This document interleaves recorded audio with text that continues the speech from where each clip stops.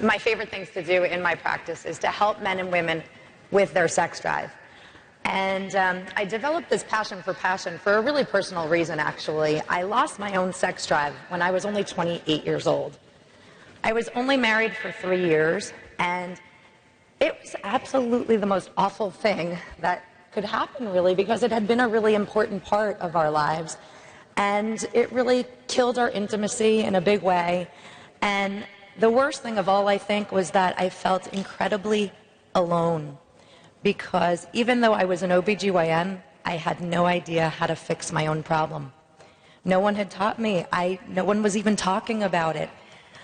And that was really painful and difficult. And it wasn't until I found anti-aging medicine and integrative medicine, bioidentical hormones, nutritional changes, lifestyle changes, that I was really able to put together what gave women their sex drive, what took it away, and how to bring it back. And was able to bring it back for myself, restore the intimacy in my marriage, going on 20 years this summer, yay. And really, in my opinion, this is one of the most important things that you can learn to bring back for your patients, to bring your patients' passion back. This is an epidemic problem with women. At least 43% of women, and this is not even necessarily menopausal women, have issues with their sex drive.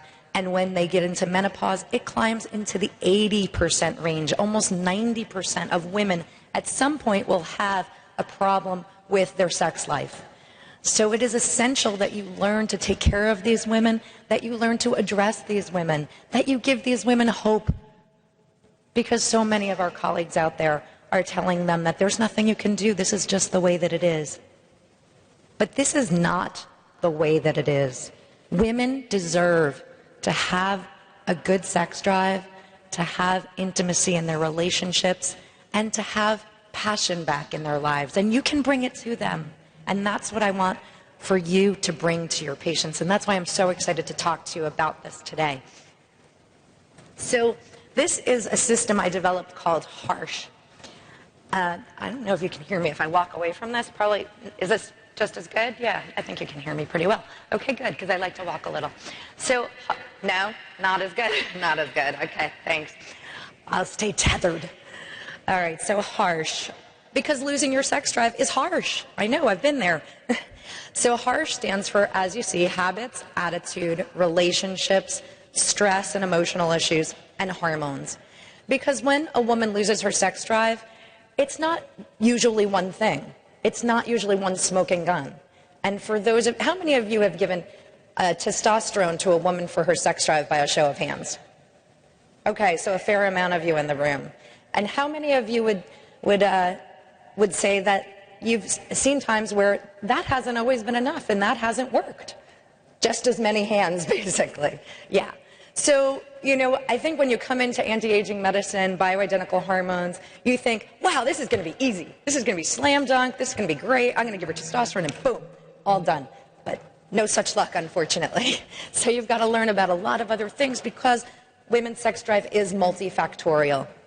So a lot of this is actually some of this is basic. I'm not necessarily going to be quoting science to you during this lecture at all.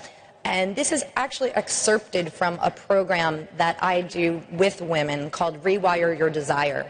And I do this as an online program. And if you go to rewiredesire.com, you can actually get 3 free videos that I give for women, really aimed at consumer level women. But I also discuss this HARSH method, and I discuss hormones there. So you may be interested, your patients may be interested, and this is the framework for that program, which is actually a 6-week program, like a boot camp, to help women get their sex drive back. So in terms of habits, I talk about the pro-libido lifestyle. Of course, nutrition, exercise, stress management, those are the foundation at the heart of everything that we do.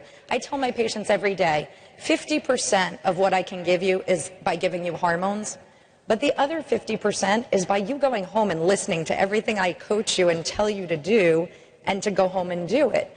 Because how many of you have seen patients that you put them on hormones, they don't follow your lifestyle recommendations, and they fall flat? It doesn't work, right? By a show of hands, yeah.